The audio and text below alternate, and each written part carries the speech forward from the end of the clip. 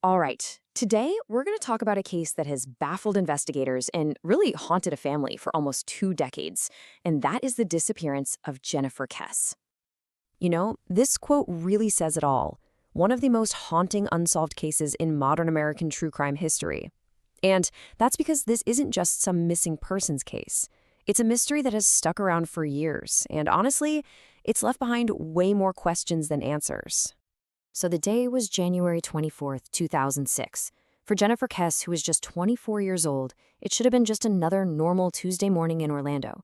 But somewhere between her walking out her front door and getting to her office, everything just stopped. Her routine was broken, and she vanished. Just gone. Now, to really get a grip on this mystery, I think we first need to understand the person right at the heart of it all. So, who was Jennifer Kesse? Well, Jennifer was a successful financial analyst, really smart, and she had this reputation for being incredibly responsible. She was the kind of person who would never, ever just not show up for work without calling. And that's a super important detail because, by all accounts, her life was going great. She was happy, she'd just gotten back from a vacation with her boyfriend. She was just excited about what was next. So, how does a completely normal Monday evening just spiral into a Tuesday morning filled with confusion and eventually absolute fear? Okay, so Monday night, everything seemed totally fine. Jennifer's on the phone, she has her usual calls with her family, with her boyfriend, everything's normal. But then, the next morning, there's just silence.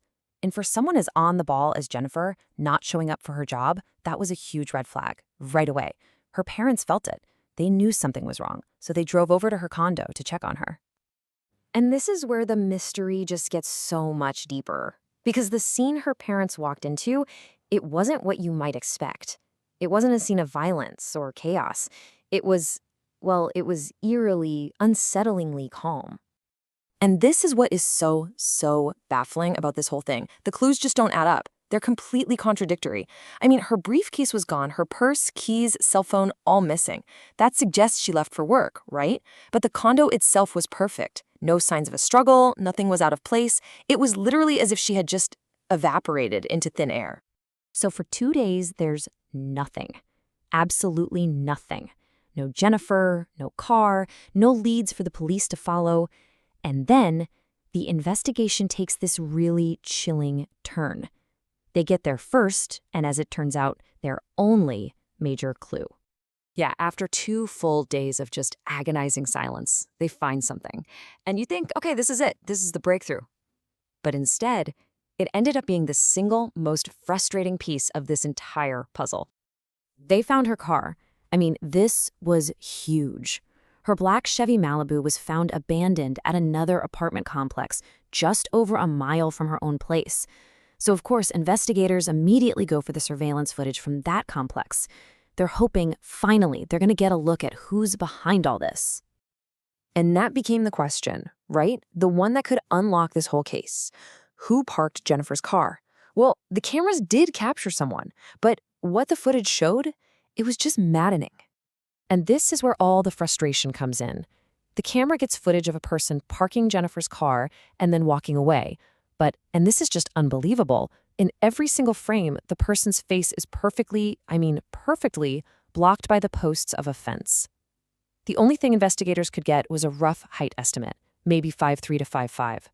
This phantom suspect, as they came to be called, became the biggest and yet most impossible clue in the entire case. So as the official investigation started to stall, with no new leads, Jennifer's family just refused to let her case go cold. Their fight for answers it's really a whole other story in itself. And the contrast here is just so important to see. On one hand, you have the official investigation, which is basically at a standstill. Few leads, no suspects. But on the other hand, you have the Kesse family. Her parents, Drew and Joyce, they took action. They turned all that grief into advocacy, and they started fighting not just for Jennifer, but for all missing persons. And their impact has been real. You can actually see it. They successfully pushed for changes to the law in Florida for how missing persons cases are handled. And then, in a move you almost never see, they literally fought a legal battle to get access to the police files for their own daughter's case. They were hoping that a fresh set of eyes might finally find a breakthrough. They have never, ever given up. So, where does that leave us today? After all this time, all the searching, all the fighting, and all the heartache, the case is still just a painful open wound. 19. 19 years. Just let that number sink in for a second. For 19 years, a family has had to wake up every single day not knowing what happened to their daughter. It's an unimaginable amount of time to live with that kind of uncertainty. And so we're left with the exact same questions that have haunted this case from day one. What happened during her morning routine? Who is that person on the surveillance tape? Was this a targeted attack or just a random, terrible act? And of course, the biggest question of all, where is Jennifer Kesse? Ultimately, the search for justice for Jennifer, it's about more than just closing a case file. It's about a family's desperate need for peace, for some kind of answers.